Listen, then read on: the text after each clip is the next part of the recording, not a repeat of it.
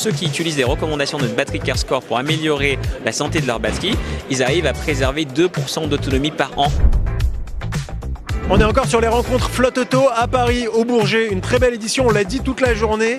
Et je suis ici avec Ahmed Soumaré de Link by Car. Donc Link by Car qui est une plateforme spécialisée dans justement l'analyse de la data des flottes. Vous avez plus de 12 000 véhicules en gestion dans plusieurs pays d'Europe, pas qu'en France. Ahmed, d'abord, aujourd'hui sur Flotte Auto, c'est quoi votre ressenti ? Alors je dirais très positif parce qu'on est quand même sur une édition assez spéciale, sur un nouveau lieu. Je trouve qu'on voit vraiment l'engouement que ça cause en termes d'électrification, parce que c'est un sujet auquel on adresse beaucoup de développement, beaucoup d'investissement de notre côté.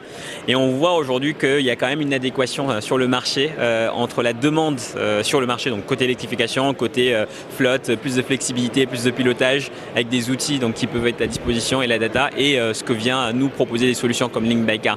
Donc vraiment, je dirais, une présence qui était indispensable pour nous à ces salons. Et pourquoi vous dites un décalage ? C'est quoi le décalage ? Je pense qu'il y a peut-être un décalage sur la manière dont les choses sont perçues. Aujourd'hui, par exemple, je donne un exemple très simple, le véhicule électrique est perçu comme peut-être pas assez durable en termes d'autonomie. Aujourd'hui, on parle également de la valeur résiduelle, la perte d'autonomie dans le temps, et ce qui n'est pas le cas sur un véhicule thermique. Et en fait, on se rend compte que finalement, ça varie. Et en fait, beaucoup de choses sont dites, beaucoup d'encre coule là-dessus. On nous parle souvent, tiens, finalement, il n'y a pas autant de pertes. Et puis, d'un coup, on se rend compte que c'est pas linéaire la perte aussi. Et donc nous on voit aujourd'hui sur certains sujets comme ceux-là, des fois des décalages entre les perceptions et la réalité, et on pense que la data est là pour remettre un peu tout le monde sur le bon socle et partir d'une bonne base de discussion.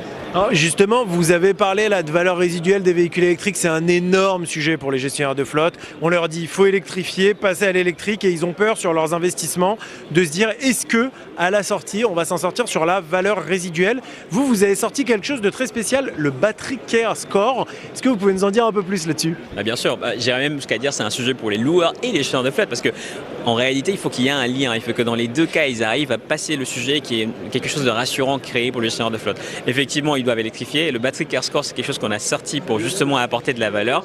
On va identifier les données des véhicules qui sont pertinentes pour sortir justement cette analyse de valeur résiduelle.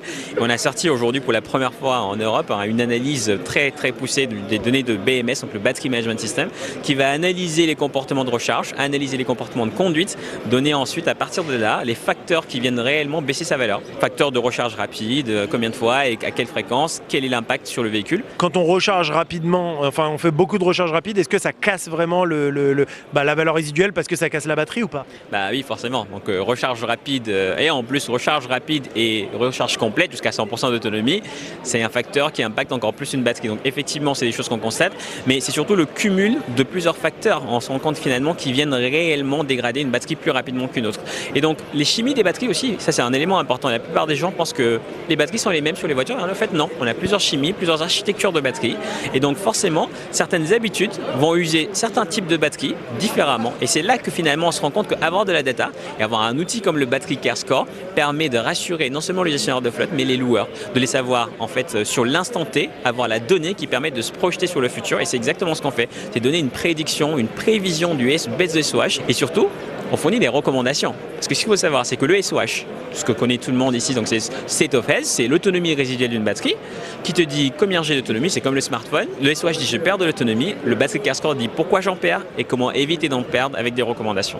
Dans les faits, aujourd'hui, de toutes les données que vous avez pu analyser avec ce Battery Care Score, comment on se positionne sur une flotte en fait qui va s'équiper en électrique?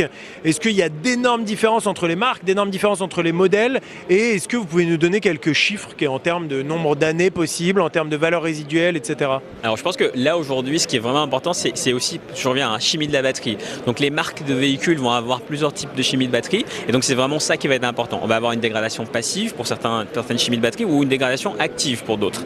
Et donc ce qui se passe, c'est que nous on remarque l'impact, il vient des habitudes de recharge et des habitudes de conduite du véhicule. Et donc ce qu'on constate aussi, c'est que les baisses ne sont pas linéaires. On constate qu'en moyenne, donc ça c'est les chiffres qui sont publiés, c'est 3% de baisse d'autonomie par an en kilomètres, mais en réalité la moyenne ça tire sur les extrêmes, et donc finalement c'est pas linéaire. Typiquement on a fait un calcul pour un gros loueur avec lequel on travaille, 2000 véhicules, on s'est rendu compte que l'économie en utilisant une solution comme la nôtre qui analyse le comportement et donne les recommandations permet de passer d'une baisse de 3% à 1%. Ça représente en moyenne 540 € par véhicule et par an d'économie. C'est énorme. Oui, quand on gère une flotte, c'est énorme.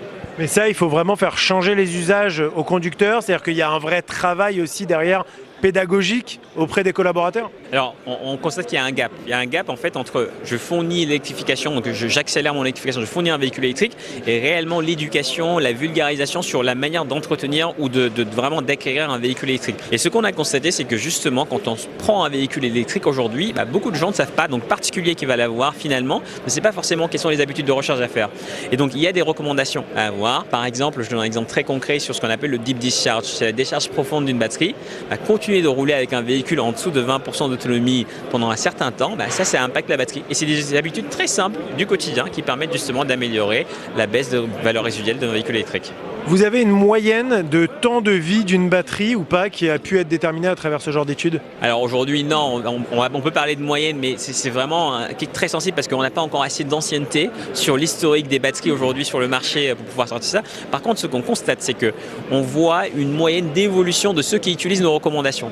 Et donc on voit clairement que ceux qui utilisent les recommandations de notre batterie CareScore pour améliorer la santé de leur batterie, ils arrivent à préserver 2% d'autonomie par an. Et ça se mesure en kilomètres. Aujourd'hui, on a des véhicules qui sont chez nous et qui ont 5 ans d'existence et on se rend compte qu'il y a 50 km d'autonomie supplémentaire.